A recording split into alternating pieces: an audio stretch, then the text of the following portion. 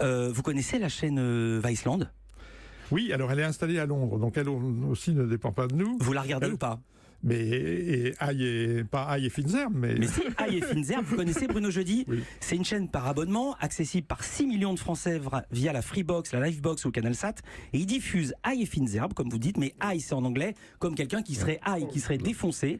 Ils testent pas des recettes de cuisine, ils testent de la marijuana, alias de la bœuf, alias de la weed. À 22h15, heure de grande écoute. Ça dure pendant 13 minutes. On a fait un extrait.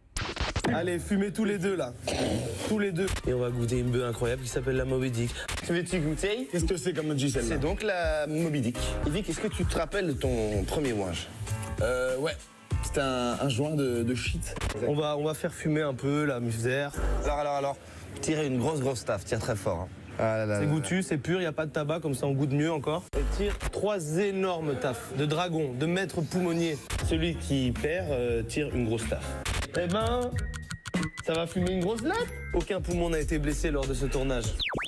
Alors je précise qu'à l'image, d'abord on peut voir ça à la télévision française, en France, de partout, sur les box que je viens de nommer. Et à l'image, il y a 5 mecs qui sont en train de tester des cigarettes avec des produits de contrebande. Ouais. Et il y en a un qui ne parle pas, qui ne bouge pas parce qu'il est complètement raide. Donc ils sont que 4 en fait à parler. Je précise que tout ceci est dangereux et interdit à la télévision française. Et c'est là où je veux en venir, monsieur le président du CSA, parce que c'est faire apologie de la drogue. Le CSA est totalement impuissant. Mais il n'est pas totalement impuissant parce qu'il a des homologues dans les autres pays européens, en l'occurrence l'Ofcom qui est le régulateur britannique.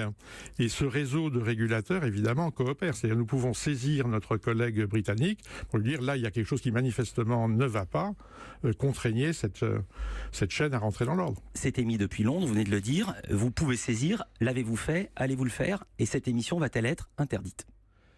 Alors, nous allons certainement saisir notre collègue britannique. Maintenant, ça sera à lui, ensuite, d'imposer des obligations à cette chaîne. Donc ça veut dire que ça peut être diffusé pendant plusieurs mois, parce qu'on connaît les lenteurs administratives des pays, des uns et des autres.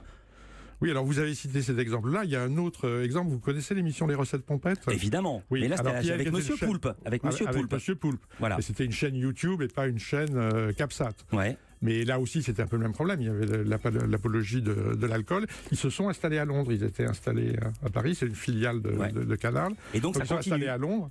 Et donc, ça continue, oui. Donc là-dessus, vous pouvez rien faire. Quel pouvoir